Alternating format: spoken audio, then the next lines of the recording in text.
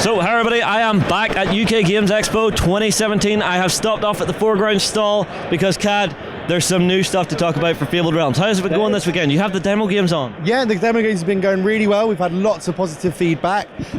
We had a few other companies, people come over and try it, and they liked it as well, which is always a good sign. Plus, people constantly all day playing the game, which is really good. That's what you want. Yeah, and lots of people being really positive about it. The action-reaction mechanic, like you were saying, really enjoying that. All right, well, anything new to show at the show? Yeah, there is. We've got the new studio painted miniatures. So you've got the eightfold path at the top. Oh, looking beautiful in the white cloaks. Yeah, John's favourite Franz near the front. Of course, the man himself. Yeah. Then you've got the Dragoi at the bottom. So they've all been freshly painted as well.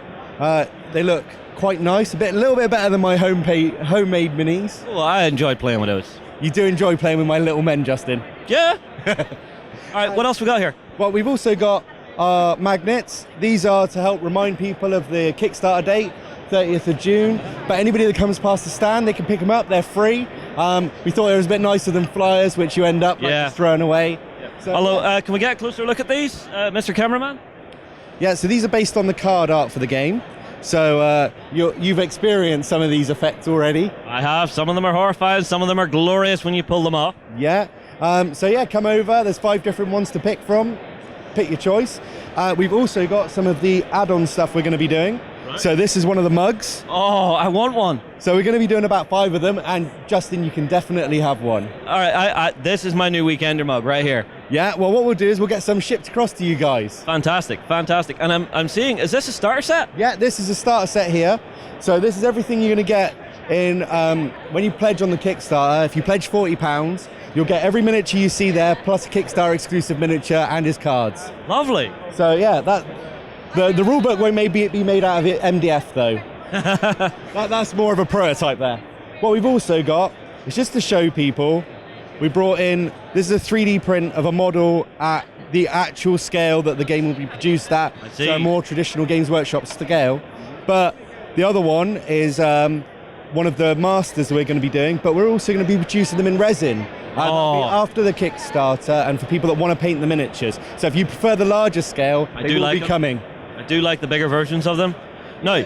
Nice for painting. Yeah, but I'd still play with those. But right, let's have a look on around here, because you guys always put on an amazing spread of tables. So I think there's some for Bushido over here that I want to have a look at. Oh, hang on. I see something brand spanking new that no one has seen yet. Yeah. So what have we got here? This is our Broggan Bridge range. They're one of the stretch goals for the Kickstarter. It's where the Daldor has a river in the middle. And one side is where the Dragoi live.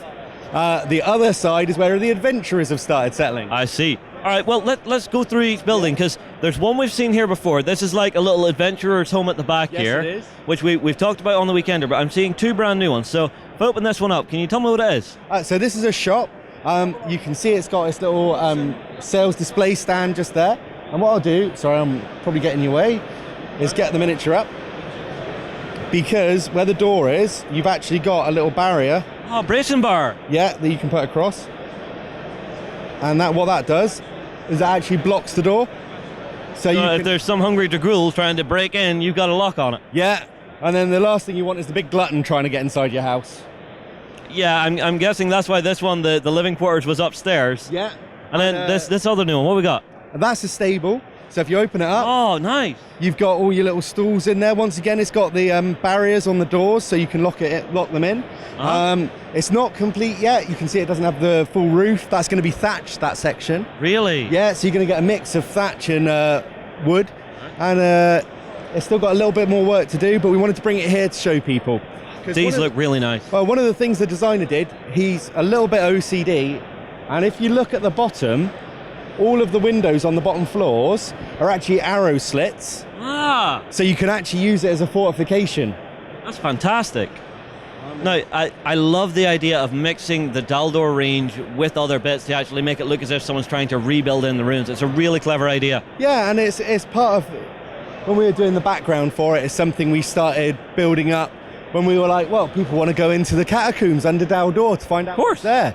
Of course, there's treasure in them holes. Yeah. Right, now, the next thing I want to look at is some of the stuff you guys have done for Bushido. Now, we've seen these before, but I always love looking at the sort of 2x2 mini dioramas style thing you guys do. So can you tell me what we're seeing here? So this is what's currently in the Bushido range for the Jawa Isles, which is we're doing in concert with GCT Studios.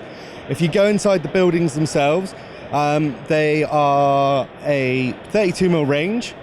So because obviously you want them to fit your miniatures and the base sizes and things like that. And there's just a really nice set because we've gone for a slightly different aesthetic to the current 28mm ones we've got. A different area of Japan traditionally. So they don't always have the white panels. Sometimes they go for more creamy panels and things like that. So it's nice to get a bit of a mix. No, I love this kind of stuff.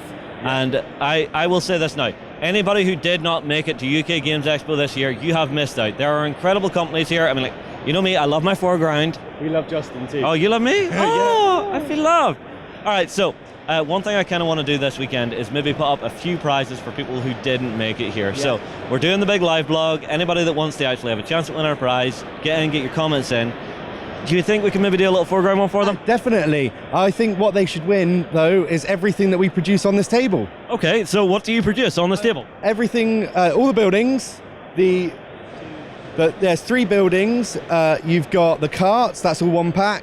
You've got the trees, so you've got an older willow and a young willow.